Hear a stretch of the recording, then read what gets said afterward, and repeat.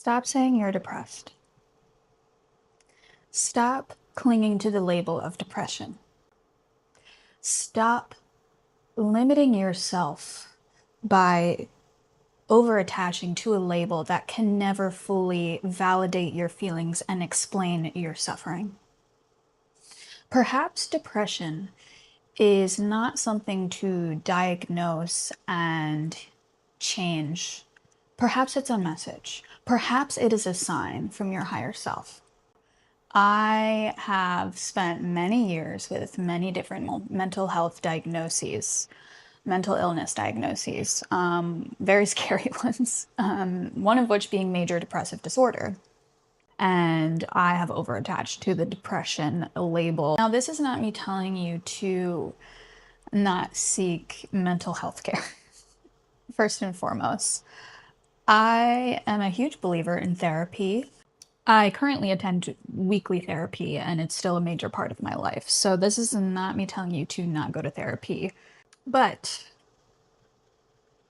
the reason I'm having this discussion is because my own journey with depression really started to change when I started asking different questions about my depression. And I stopped letting the conversation with my depression end at the label. I kept trying to get to the root of what was wrong with me, but I wasn't getting to the root of me. I was getting to the root of who I was being perceived as, essentially.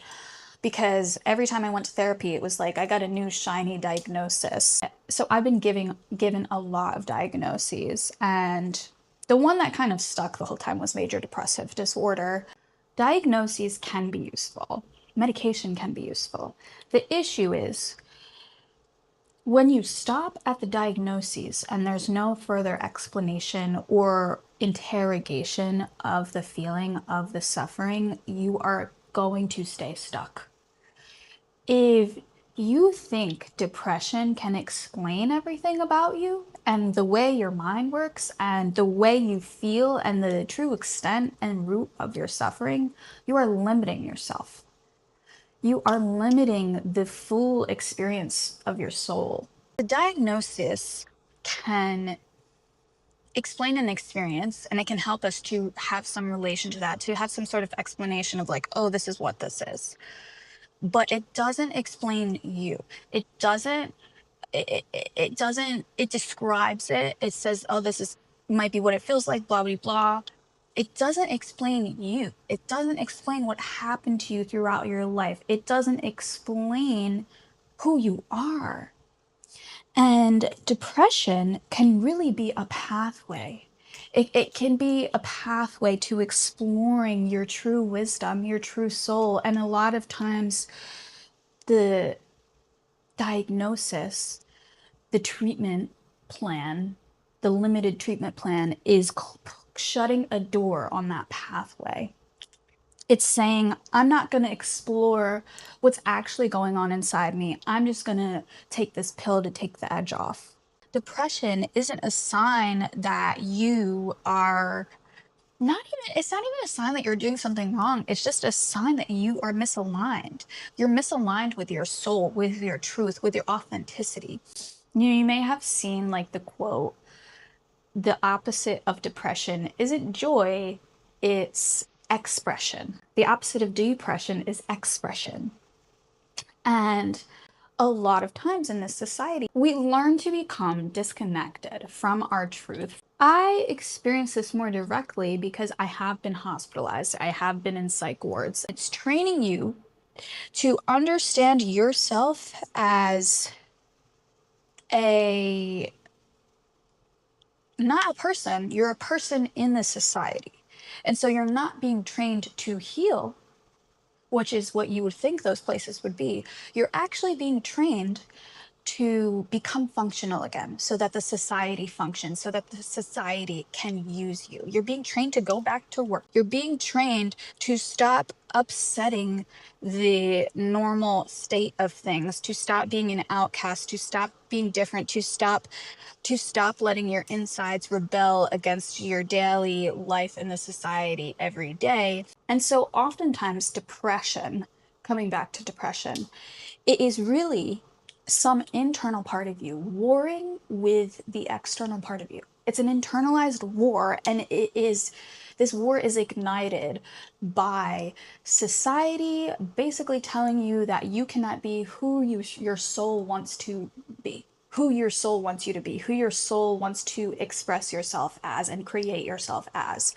There is this war between your true self and who society wants you to be, right? And the part that is trying to be expressed, the most truest, deepest part of you that's trying to be expressed, it gets so dimmed over the years. So you don't even know that's what it is. You're just like, oh, it's depression. That's what's wrong with me. And you just leave it at that because you have been taught to subconsciously completely shut out the part of you that is trying to be expressed. It's like, for some reason, I'm getting drawn to the, if you've heard, like if you've taken feminist studies, like The Yellow Wallpaper by Charlotte Perkins Gilman is about women like in the 50s who literally become depressed, and their minds just start to turn in on themselves because they are so unhappy with their lives, like, these 1950s housewives who like literally have nothing to live for because they were trained to like shut out anything that they truly wanted, any true passions they had, to like be the housewife, the servant to the man in the house. When you think of depression like that, and it's hard it's hard to see ourselves that way because nowadays the societal training that we undergo is more covert because the powers that be learned that they had to be more covert, that they couldn't just outright try to puppet us around. So it's more covert, and you really have to become awake to it to understand. But once you become awake, you're like, oh, I'm not depressed. I'm fucking living a lie. Like, I hate my life. And maybe I don't have to hate my life. That's another thing. Society trains us with all of these romanticized ideas that life should be hard and you're meant to suffer, and you're suffering is good for you and it'll make you stronger, so just keep suffering and don't try to stop. And so we become these people who are attached to the idea that things have to be hard, that it's better that way. And like, it sounds crazy, but that's literally how life is framed to us as we go about our days, as we grow up. Those are the ideas that we are fed. And so, especially when thinking about it in terms of depression, it's you grow attached to the depression because at least it explains why you are struggling so deeply to carry on every day when everyone else around you is going on living their puppet life.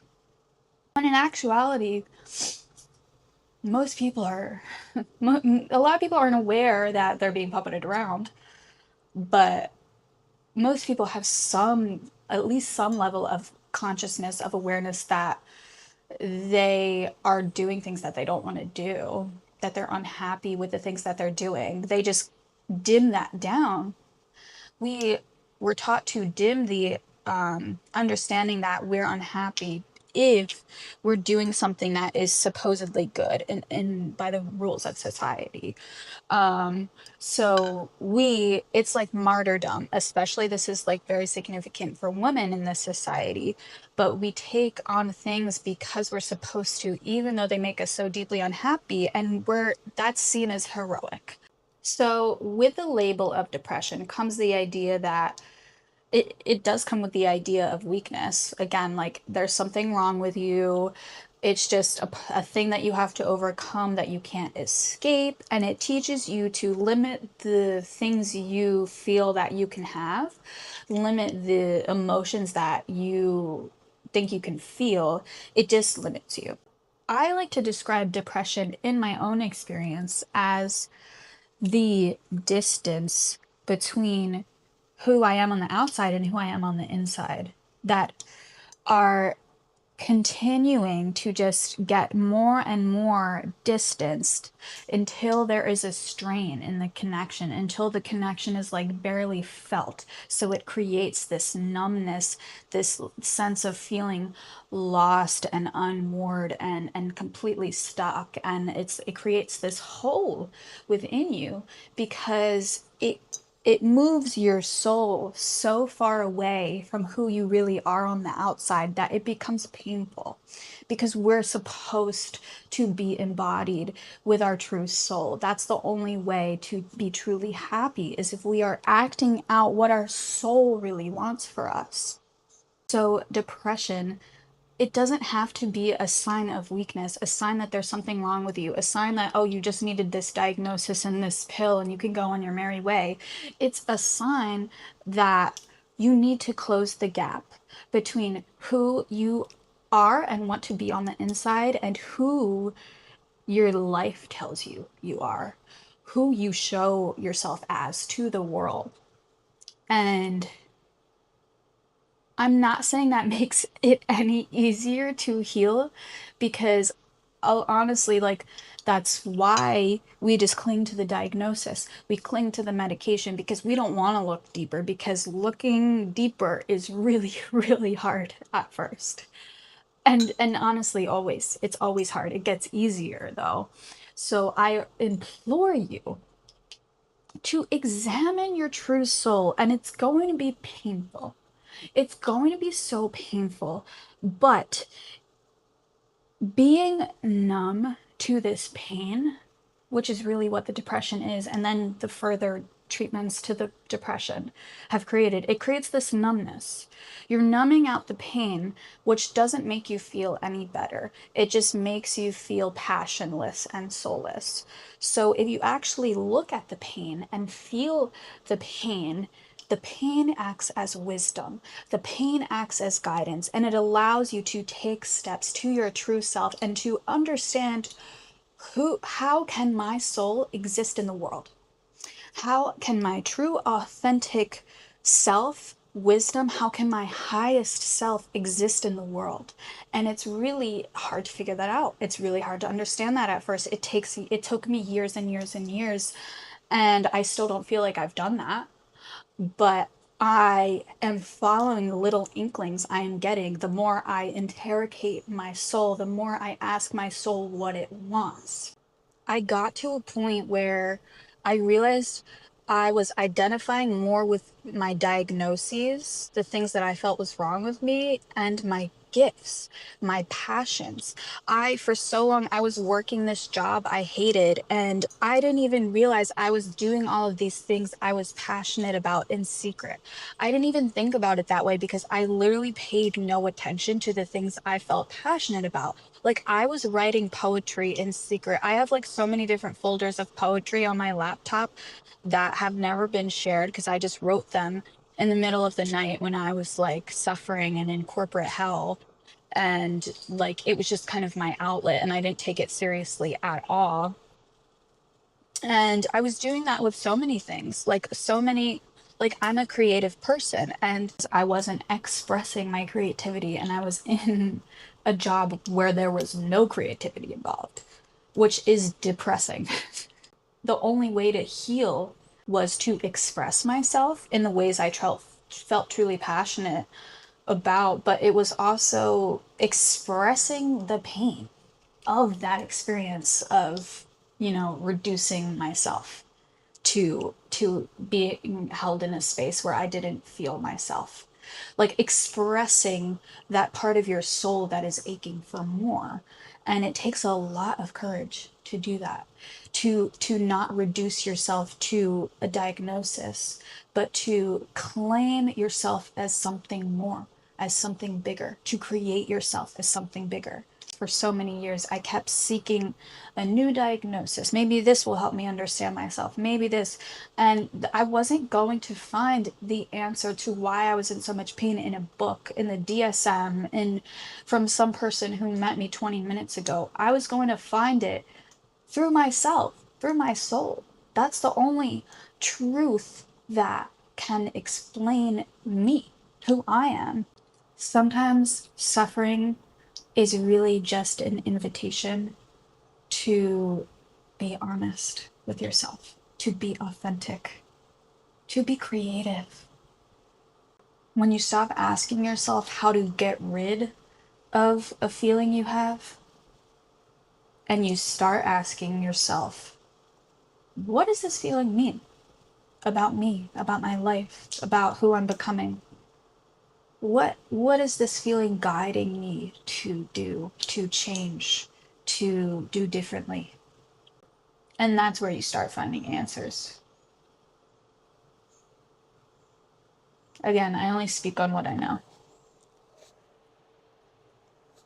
And we're all different and we're all complex, and everything, things work differently for all of us. So if you want to tell me about your experience down in the comments, please do so. I would love for us to compare notes. This discussion came out really all over the place and strongly because I had a lot of opinions about this, so we might have to continue into another video, but I love you so much and thank you so much for being here and for supporting me and finding my own authentic voice and soul and creativity. So I'm just so appreciative that you are here and you are watching and you're a badass and I love you.